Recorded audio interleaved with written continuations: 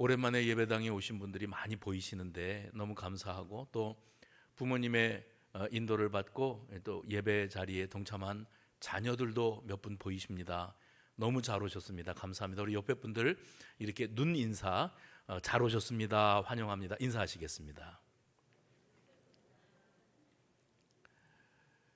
이순원 작가라고 어른들을 위한 동화를 많이 쓰신 작가가 있습니다. 이분이 주로 강릉에서 태어나신 분인데 거기 거주하시면서 어른들을 위한 동화를 많이 쓰셔서 그 어린 아이들이 읽어야 될 것 같기도 한데 읽어보면 그 내용이 좀 이렇게 심도가 있는 그런 메시지 있는 동화를 쓰시는 분이에요.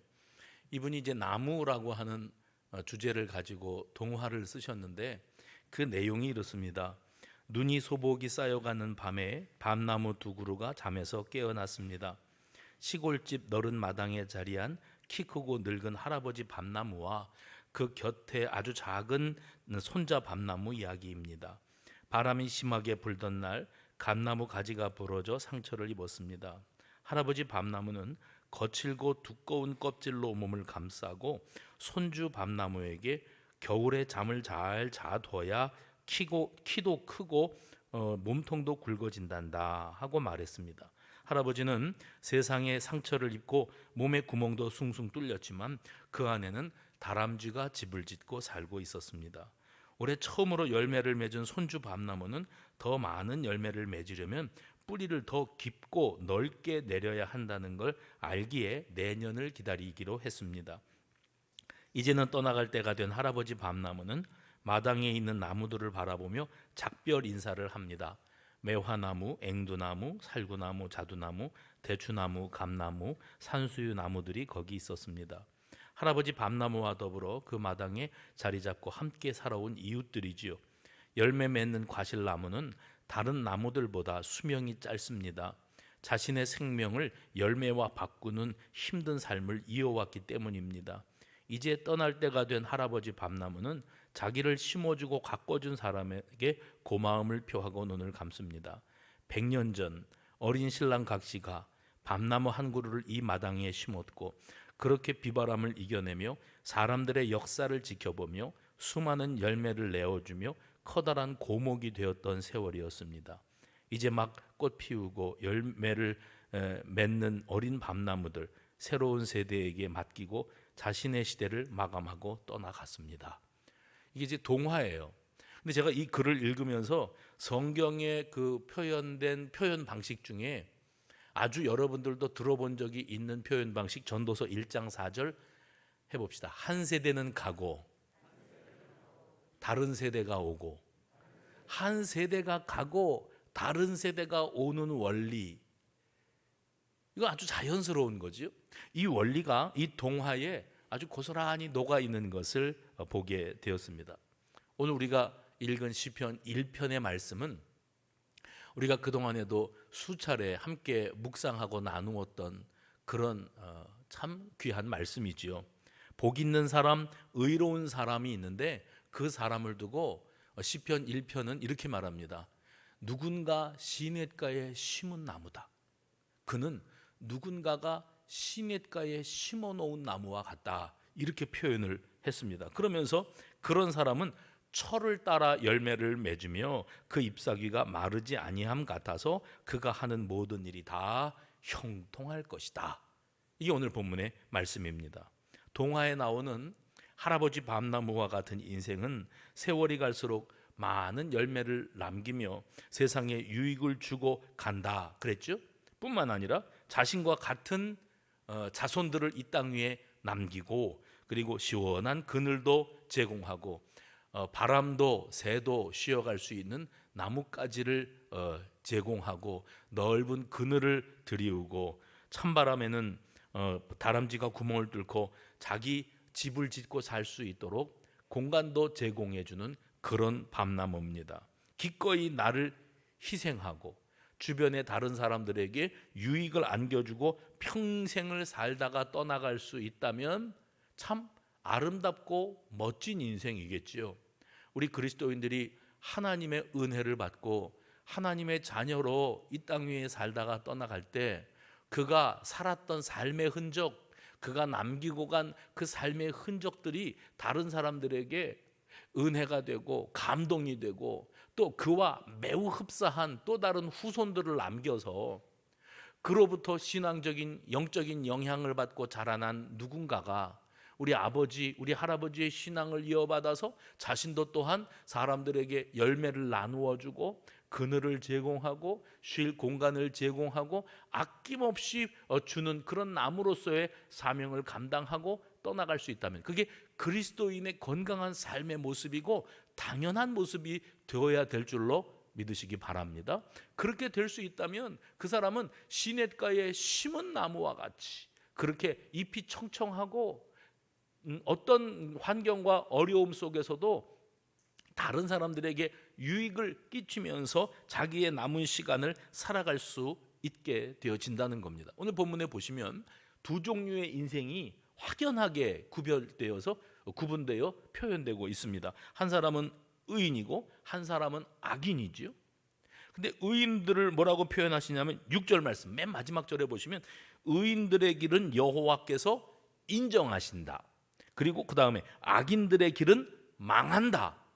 이게 시편 기자의 마지막 선포입니다. 여기 의인은 어떤 모습인가 하면 열매 맺는 나무와 같으며 악인은 바람에 나는 겨와 같다. 열매 맺는 나무 유실수입니다.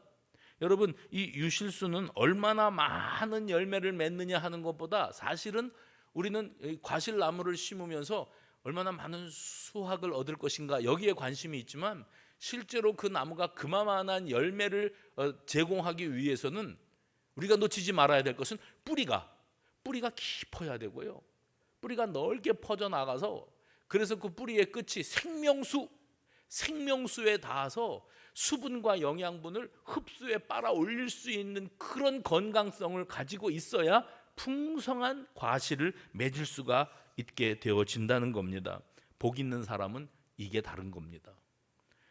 그 뿌리를 하나님께서 주시는 은혜의 세계에 닿게 하고 그 능력, 그 힘을 얻고 나아가는 거예요. 사람이 사는 모습이 다 거기서 거기인 것 같아 보이지만 결정적인 순간에 이 사람이 잘 살아왔다, 잘 살고 있다 하는 것, 또 이 사람은 잘 못 살았다, 이게 한 번에 판가름이 나버리고 맙니다. 그것은 시험과 시련과 연단이라고 하는 상황을 맞닥뜨리게 되어졌을 때 하나님의 부어주시는 은혜의 생명수에다가 뿌리를 내리고 살아가는 사람은 어떤 일이 닥쳐와도 가물어도 폭풍과 몰아쳐도 흔들림이 없어요. 그래서 뿌리가 깊은 것이 중요하다고 말씀을 드린 겁니다. 열매를 아무리 많이 맺어놔 봐야 뿌리가 부실하면 뽑히거나 쓰러지거나 날아가거나 아니면 열매가 다 떨어져 낙과 그러잖아요. 낙과되어지고 마는 거예요. 그러면 아무 소용이 없습니다. 그래서 하나님이 주시는 은혜의 세계에 뿌리를 내리고 살아가는 사람이야말로 또 다른 나무, 자기의 후손을 남기는 거지요. 같은 체험, 같은 확신, 신앙을 가진 같은 자손을 남겨두고 떠나간다 할지라도 그 자손들은 또한 그와 같이 무궁무진하게 번성하게 될 것이다. 이게 복이다. 성경은 이렇게 말씀하고 있습니다. 시냇가에 심은 나무, 누군가 심었어요. 시냇가에 심은 나무는 자기 자손을 은혜의 시냇가, 말씀의 시냇가에 심어주는 그런 사람, 신앙을 전수할 수 있는 사람. 나만 잘 믿고 잘 살았지 내 자손들은 신앙의 열매도 없고 신앙을 이어받지도 못하고 아예 예배가 중단되고 예배에서 멀리 떨어져 버린 그런 상황이라면 대가 끊기는 거지 않습니까? 신앙의 대가 끊기는 겁니다. 이게 위기 상황인 거예요. 우리 자신의 자손들을 복 있는 사람으로 만들어가는 그 지혜가 저와 여러분에게 있기를 원합니다. 탈무드는 유대인들의 지혜서거든요. 그리고 이 탈무드라는 책을 여러분들이 읽어본 적은 없지만 들어본 적은 있으세요. 뭘 들어보셨는가 하면 자식을 정말 사랑하는 사람은 물고기를 잡아주지 않고 물고기 잡는 법을 가르치는 사람이다 그랬어요. 물고기를 잡아주는 아버지, 부모 찬스입니다. 요즘에 유행어잖아요. 부모 찬스. 물고기를 잡아주는 아버지, 내 아들 내 딸이 어려움에 봉착했을 때 남들보다 좀 더 유리한 고지를 점령하고 그리고 부모의 대를 이어서 그래서 잘 먹고 잘 사는 삶을 살아가기 위해서 내가 지금 가지고 있는 인맥과 권력과 내가 알고 있는 어떤 정보를 총동원해서 그렇게 해요. 아버지니까 그럴 수 있는 거예요. 그래서는 안 되지만 그런 일들이 자행되고 있는 게 우리 사회의 비극 아니겠어요? 그래서 금수저도 나고 그런다고 그러지 않아요? 그런데 물고기를 잡아주는 아버지는 자식을 망치는 아버지래요. 그게 탈무드예요. 그리고 어떻게 하는 아버지가 지혜 있는 아버지랍니까? 물고기 잡는 법을 가르치는 아버지래요. 그러면 자식이 아버지가 잡아다 주는 거 받아 먹으면 간단합니다. 쉽습니다. 살기가 편리해요. 그런데 아버지가 물고기는 안 잡아다 주고 이제부터 내가 너에게 물고기 잡는 법을 가르쳐 주겠노라. 그러면 아버지는 가르쳐 주는 수고를 해야 되고 자식은 가르침을 받아 그 학습을 하고 습득을 해서 아버지가 떠나고 없는 상황에서도 내가 스스로 물고기를 잡아 먹고 살아갈 수 있는 그런 능력을 갖추게 되어지는데 그 과정은 간단치가 않은 겁니다. 부모 찬스는 쉽지요. 그러나 세상적으로 망신을 당할 뿐만 아니라 인생의 미래가 막혀버리고 마는 겁니다. 그러나 그 부모가 떠나고 없어도 내가 스스로 자생적 신앙 해봅시다. 자생적 신앙. 우리 부모님이 어려서 교회학교 주일학교 가라고 연보 주셔서 그거 들고 예배당 갔더니 거기 가니까 친구들이 많더라고. 친구들하고 어울려가지고 노는 재미로 교회 갔지. 여름 되니까 여름 성경학교 한다고 그러는데 여름 성경학교 할 때 그냥 뭐 재미난 프로그램들도 있고 또 수련회 간다고 그래서 수련회 쫓아갔더니 그게 뭐 캠핑 가는 거더라니까. 그래서 가가지고 맨 게임하고 레크레이션하고 수련회는 레크레이션 하러 가는 데입니까? 그리고 좋은 추억 만들고 그리고 친구들하고 어울려서 밤새 장난치고 그랬단 말이죠. 청년이 되니까 선교를 나간다 그래서 단기 선교 간다고 나도 간다고 비행기 값만 내면 가서 먹고 자고 하는 거는 다 내준다니까 핑계김에 따라가서 해외 여행이나 해보는 거지 하고 쫓아갔었어요. 그렇게 해서 신앙생활을 해왔어요. 그런데 그 사람들이 다 지금 바람과 함께 사라져 버렸어요. 그게 뭡니까? 그거는 곁다리 신앙이라 그러는 거예요. 엄마 아버지가 교회 다니니까 나도 하면서 그냥 따라다니는 거지요. 그리고 교회 그렇게 주일학교 때부터 신앙생활을 해왔으니까 자기가 믿음이 있는 줄로 아는 거지요.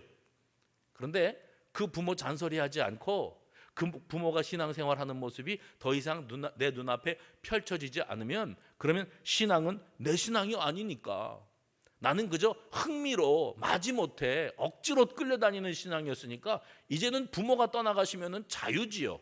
예수고 교회고 다 필요 없습니다.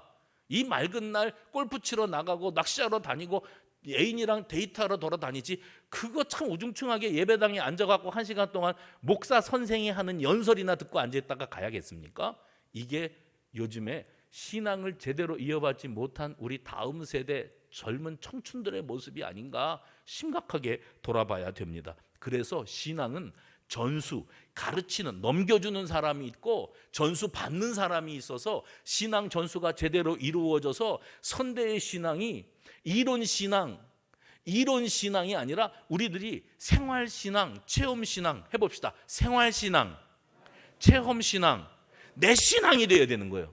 우리 엄마 아버지가 예수를 만났다, 구원의 확신을 가지고 있다, 그게 나하고는 아무 상관도 없어요. 덕분에 내가 어린 시절부터 교회는 다녀봤는데 내가 예수를 못 만나고 내가 구원의 확신이 없으면 그저 종교생활, 경건생활, 멋들어진 크리스찬다운 삶을 살아가는 흉내는 낼 수 있을지 몰라도 그 어르신들 떠나간 다음에는 이 어린 밤나무가 스스로 성장해서 열매를 맺을 수가 없게 되어진다는 겁니다. 그래서 시련, 비바람이 몰아쳤을 때 그것을 이겨내는 능력은 뭐를 보면 안다고요? 뿌리 깊은 나무는 바람에 흔들리지 아니한다. 그 신앙의 기초가 갖춰져 있는 거죠. 부모 때문이 아니라 이제는 내가 스스로 독립신앙, 자생신앙, 실천신앙, 생활신앙, 체험신앙 아멘 할 때까지 해야 되겠다. 그런 신앙을 가져야 그걸 신앙이라고 그러지. 흉내 내면서 부모가 종교 생활했어요. 그렇게 해서 뭐 교는 다 그 교가 그 교인데 다 착하게 살다가 좋은 데 가라는 건데 우리 부모님이 마침 기독교를 믿어서 나도 기독교를 선택하고 기독교인이 되었다고, 그런 신앙은 아니에요. 그건 아니에요. 시냇가에 심은 나무와 같이 바람이 불어도 흔들림이 없고 꿋꿋이 열매를 맺어가는 자생신앙, 독립신앙을 소유하는 우리의 자손들이 다 되어지기를 간절히 소망합니다. 오늘 자녀 초청주일 이 자리에 계시는 모든 분들이 먼저 나 자신이 시냇가에 심은 나무가 되고 우리의 자손들을 시냇가에 심은 나무처럼 그렇게 키워나갈 때 이 자녀들의 신앙의 뿌리가 있고, 신앙에 뭐가 있어요? 뿌리 있는 신앙을 가지고, 그 근본 있는 신앙을 가지고 번성하고 형통하게 되기를 간절히 소망합니다. 반면에 오늘 여기 본문에는 악인이 표현되고 있어요. 악인을 뭐라고 표현하냐면 그는 바람에 나는 겨와 같다. 4절에 그렇게 표현했어요. 저 어려서 시골 살 때 겨는 뭐 탈곡한 다음에 쭉정이 남는 것이 겨지요. 근데 겨를 창고에다가 쟁여놨어요. 저걸 어디다 쓰나 했더니 아궁이로 다 들어갑니다. 여러분, 겨로 불 때는 집에서 살아보셨습니까? 나무를 떼면은 화력이 좋아서 불꽃이 활활 타오르는 게 보이는데 겨를 아궁이에다가 밀어 넣으면 그 불꽃이 그렇게 화려하게 활활 타지는 않는데 벌겋게 달아오르는 그 열기와 화력이 대단합니다. 밥을 지을 수도 있을 만큼의 엄청난 화력을 그 겨가 보여주더라고요. 요즘에 뭐 삼겹살 구울 때 지푸라기로 삼겹살 굽는 집들이 히트를 친다는 소리도 들어봤거든요. 그 화력이 대단합니다. 물론 화르륵 타고 사라지겠지만 그 화력이 대단하거든요. 우리가 본 겨는 뭐냐면 다 불쏘시개감들이에요. 왜요? 그 안에서 열매, 생명의 씨앗이 사라진 겁니다. 그러니 겨를 어디다 갖다가 뿌리고 심는들 그거는 썩어지는 거지, 거기에서 싹이 나올 수는 없는 거거든요. 겨의 비극이 어디 있습니까? 바람이 불면 무게감이 없어서 휙 하고 날아가 버리고 마는 거예요. 바람이 불면 날아가 버려요. 힘이 없어요. 생명력이 없어요. 어디에도 뿌리를 내릴 수가 없습니다. 이 겨는 시냇가에 심은 나무, 뿌리를 깊은 생명수에다가 뻗치는 생명나무와는, 시냇가에 심은 나무와는 비교가 되지가 않는 겁니다. 그래서 겨의 치명적인 약점이 어디에 있는가?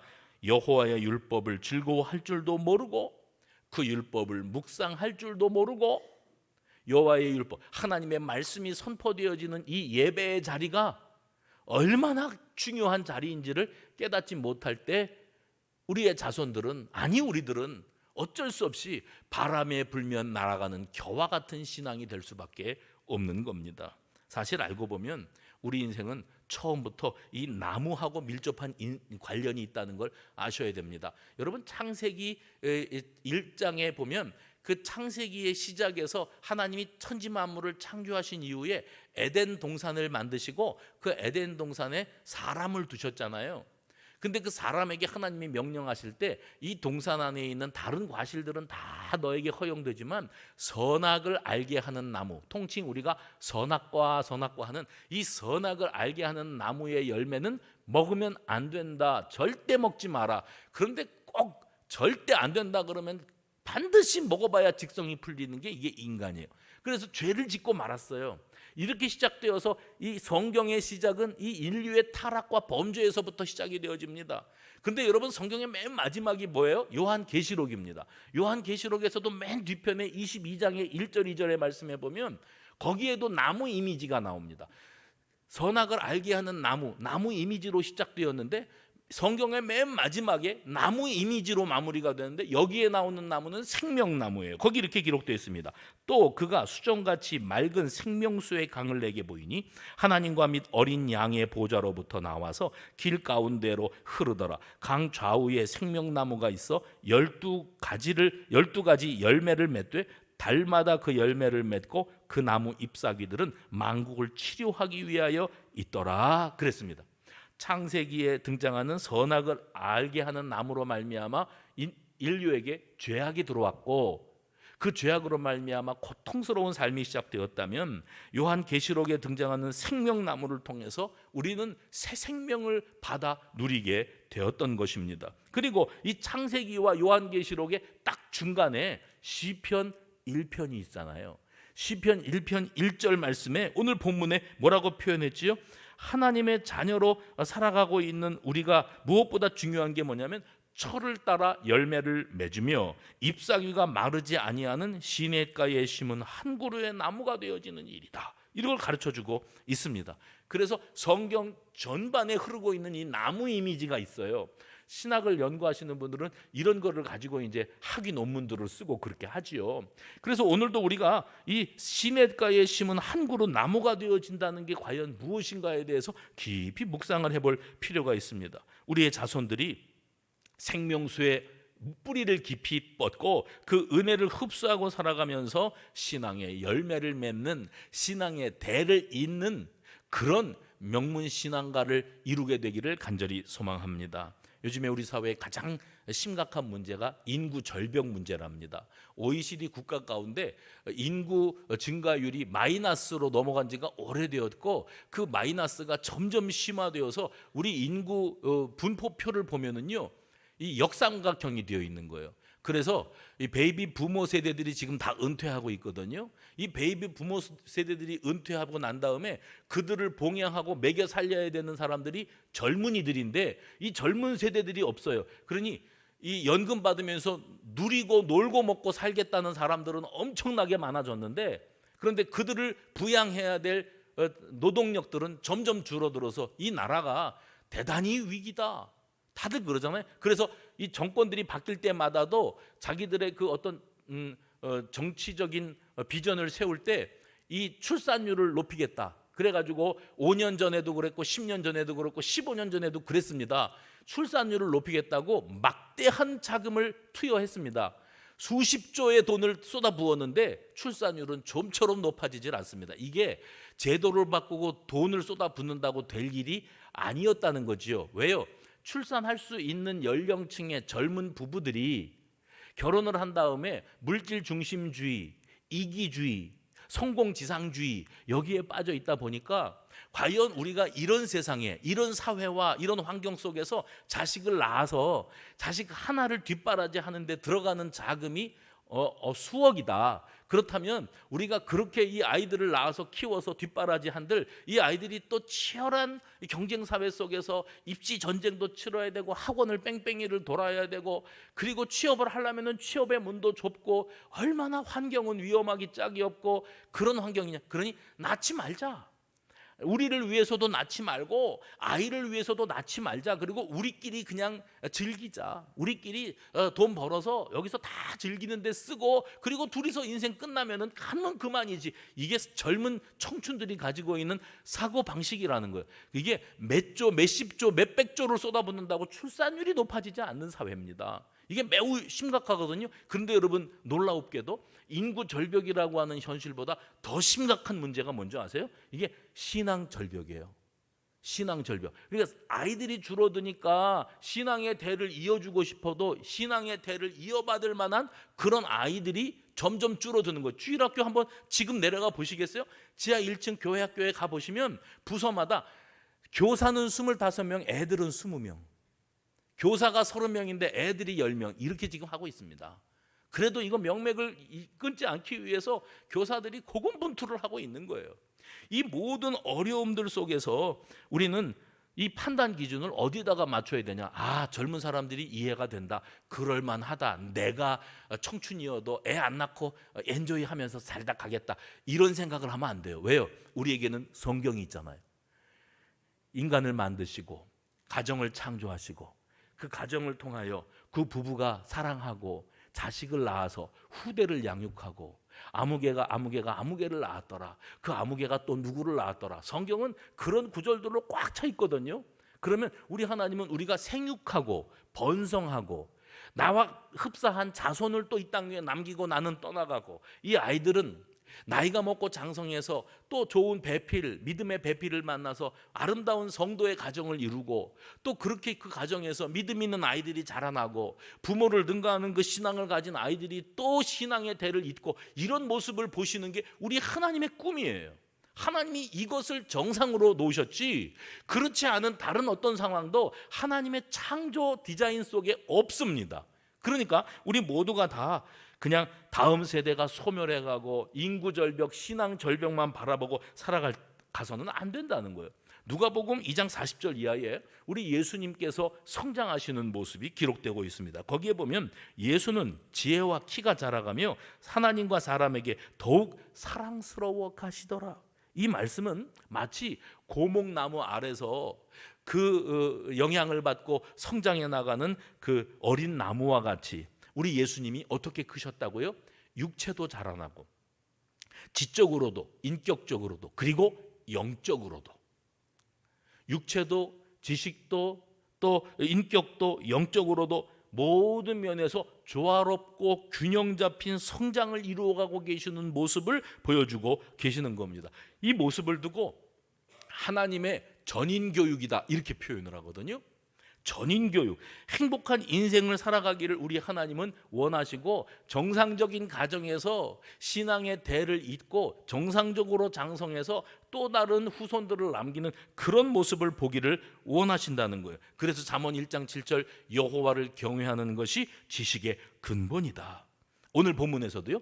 복 있는 사람은 악인들의 꾀를 따르지 아니하며 죄인들의 길에 서지 아니하며 오만한 자들의 자리에 앉지 아니하고 오직 여호와의 율법을 즐거워하며 그의 율법을 주야로 묵상하는 자다. 복이 있는 사람은요, 묵상할 수 있는 사람이에요. 3월 한 달을 시작하는 새벽 집회를 하면서 묵상을 생각하다 그랬거든요. 그러면서 제가 말씀드렸습니다. 묵상은 사전적으로 사전을 찾아보면 묵묵히 생각하는 게 묵상이에요.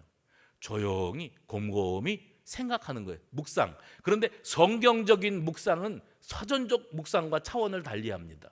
성경적인 묵상은 그 원리가 어디에 있는가? 제일 먼저는 하나님은 어떤 분이신가? 또 한 가지는 뭐냐? 그 하나님은 지금 나에게 뭐라고 말씀하고 계시는가? 또 한 가지는 나에게 말씀하시는 그 하나님을 기쁘시게 해드리면 나는 어떤 인생이 되어야 하는가? 이 세 가지를 곰곰이 묵상할 줄 아는 사람으로 성장 성숙하게 되어지면 신앙의 대는 이어지는 거예요. 근데 우리 자신이 먼저 하나님을 곰곰이 묵상하는 일을 제대로 하지 못하고 그러면서 우리 후대에게 신앙을 물려준다고 하는 것은 그것은 있을 수가 없는 일이겠죠. 바라기는 이 자리에 우리 모두가 다 하나님을 묵상하고 은혜를 묵상하고 그 말씀을 따라서 그 신앙의 원리에 따라서 우리의 자손들을 잘 양육해 낼 수 있게 되어지기를 바랍니다. 우리의 자녀들이 여호와의 말씀을 즐거워하면서 밤낮 없이 그 말씀을 묵상하는 사람이 된다는 것이 곧 복 있는 사람이 되는 것의 진정한 의미라고 성경은 가르쳐주고 있습니다. 저는 어린 밤나무와 같은 우리 다음 세대에게 우리가 물려줘야 될 것은 단연 성경을 계명을 주야로 묵상하는 일이다 이렇게 가르쳐주고 싶습니다. 여러분에게 여러분의 자녀들이 말씀을 묵상하는 자녀로 크게 하기 위해서는 예배의 현장이에요. 예배에 참여하는 일을 아주 가장 중시하시고 강조하셔야 되는 겁니다. 암기하고 숙달하고 문제 잘 푸는 실력을 갖추는 그런 교육 방식이 하나님이 원하시는 교육이 아니에요. 우리 하나님이 우리에게 원하시는 교육 방식은 뭐냐면 아까 전인 교육이라고 그랬잖아요. 제일 먼저는 하나님께 지혜를 구하고 그리고 그 지혜를 하나님의 말씀에서 찾고 공부 잘하는 애들은 많습니다. 똑똑한 애들은 많아요. 그래서 그렇게 똑똑하고 공부 잘해가지고 명문대학 가고 유학도 가고 하지 않습니까? 그렇게 해서 그 명문대학교 좋은 대학교 나와서 뭐 할 건데요? 그래서 좋은 대기업에 취직을 하는 거죠. 대기업에 취직하는 것까지 성공을 하고 억대 연봉자가 되고 그러면서 경제를 쥐었다 놨다 할 만한 경제적 리더도 되고 공부 잘해가지고 법조계로 나갈 수도 있고 정치계로 갈 수도 있고 사업을 할 수도 있고 학자가 될 수도 있습니다. 그런데 여러분 이 세상에 공부 잘하는 그 똑똑한 사람들 그 유명한 사람들 그 사람들이 하루아침에 추풍낙엽이 되는 모습은 보셨습니까? 근데 머릿속에 지식이 없어가지고 그랬을까요? 우리는 뉴스에 그런 공부 잘한 사람들이 몰락하는 모습을 보면서 혀를 찹니다. 그 좋은 머리로 왜 저랬을까? 지혜가 없었어. 뭐가 없었어요? 지혜가 부족한. 지혜는 밤새 책을 펴고 공부한다고 얻어지는 게 아니고 그건 지식이고요. 지혜는 하나님이 주시는 거예요. 그래서 저 유명한 솔로몬이 하나님 앞에 저는 하나님 재판을 할 때에 누가 옳은지 누가 그른지 저는 분간을 할 수 없습니다. 왜냐하면 이 사람 말을 들으면 이 사람 말이 옳을 것 같고 저 사람 말을 들으면 또 그 말도 이해가 되거든요. 나에게 이거 분별할 수 있는 지혜를 주시옵소서. 그걸 주시는 분이 하나님이십니다 해서 솔로몬의 지혜가 나온 거 아니겠습니까? 우리의 자녀들이 하나님이 주시는 지혜를 구하고, 아멘이죠? 그리고 그 지혜를 하나님의 말씀을 통해서 얻는 능력을 얻기를 원합니다. 그리고 그 지혜를 통해서, 말씀을 통해서 얻은 지혜를 통해서 내 신앙인격, 해봅시다. 신앙인격, 내 신앙인격이 자라나는 거예요. 말씀에 근거한 지혜에서 신앙인격이 형성되고 하나님을 경외하는 진정한 하나님의 백성으로, 아까 말씀드린 거 독립신앙, 독립신앙, 또 생활신앙, 체험신앙을 가질 수가 있어요. 그렇게 되면 우리 부모님이 그 눈앞에서 사라지고 없어도, 누가 뭐라 안 해도 자기가 신앙인격을 이미 갖추고 있기 때문에 하나님을 떠날 수 없죠. 우리 가정의 후손들이 그런 어린 밤나무로 성장할 수 있게 되어지기를 간절히 소망합니다.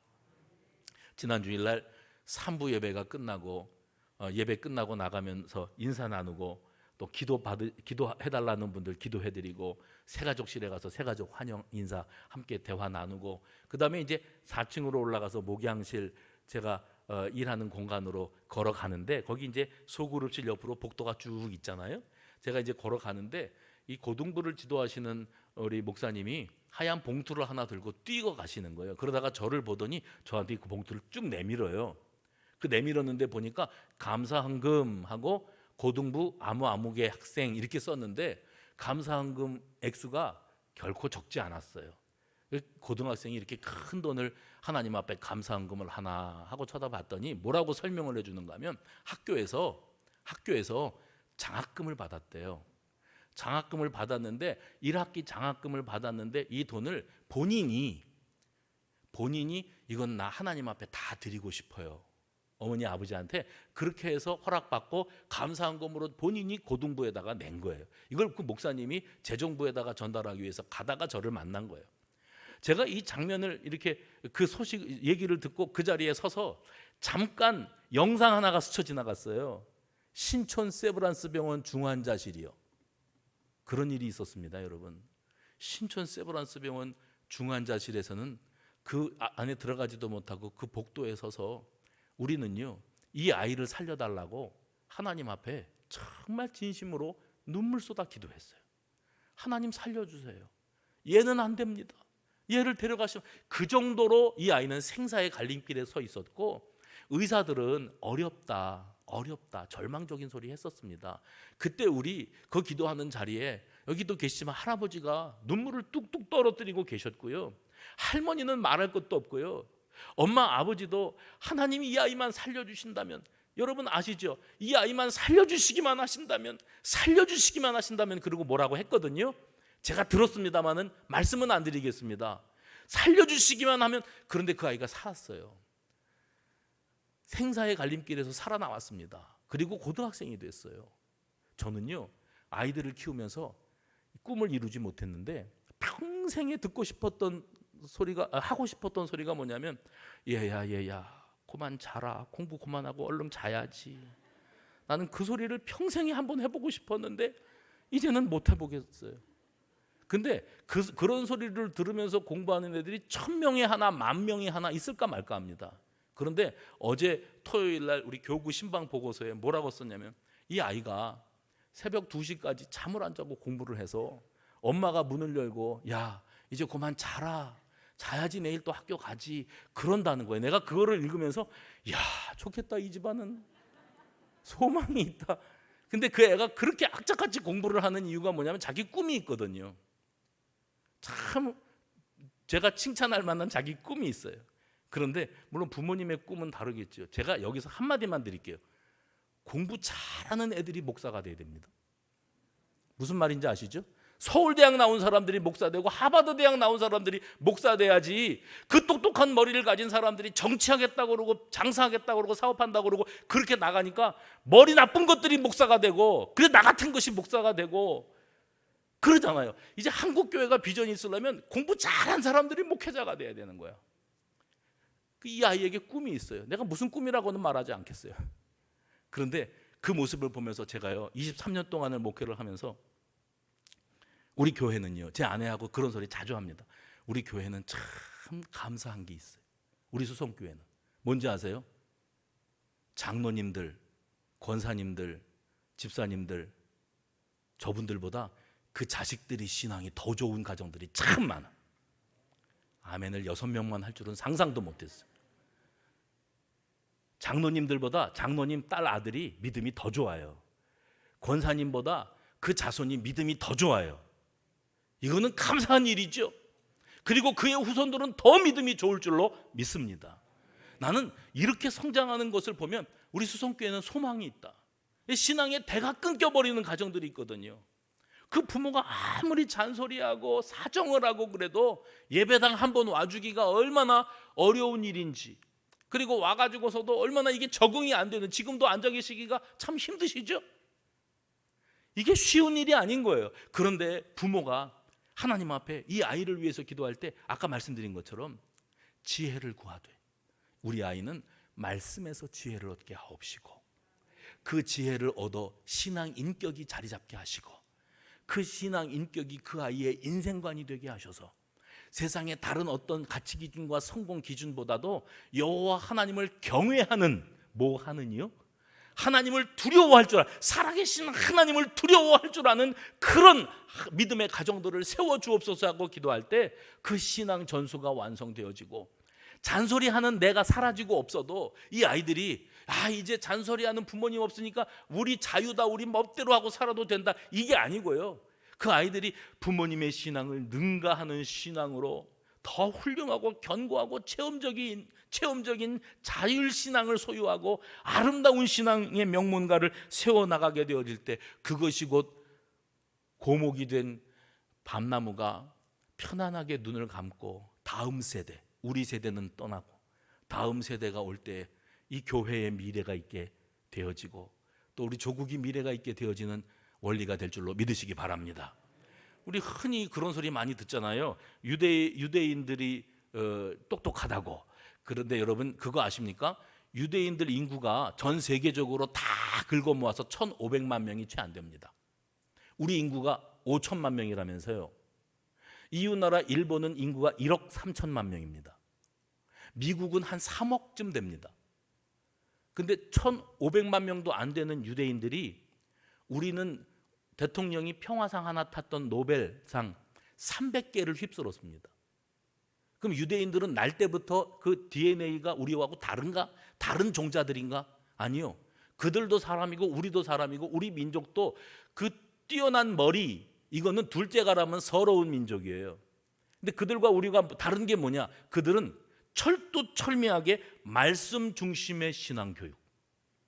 그래서 말씀을 가르치고 그 아이들이 뼛속 깊이 새기기 위해서 이 말씀 중심의 신앙 교육, 쉐마 교육이에요. 이 강단에 여기 뭐라고 써 있느냐고 자꾸 물어보시는데 또 가르쳐 드릴게요. 이렇게 읽는 거예요. 여기서부터 이렇게 거꾸로, 이게 모음을 빼고 자음만 써놓은 겁니다. 이게 쉐마. 너희가 잠잘 때에든지 길을 걸어갈 때에든지 너희 자손들에게 이 말씀을 부지런히 가르쳐라. 말씀 가르쳐야 된다.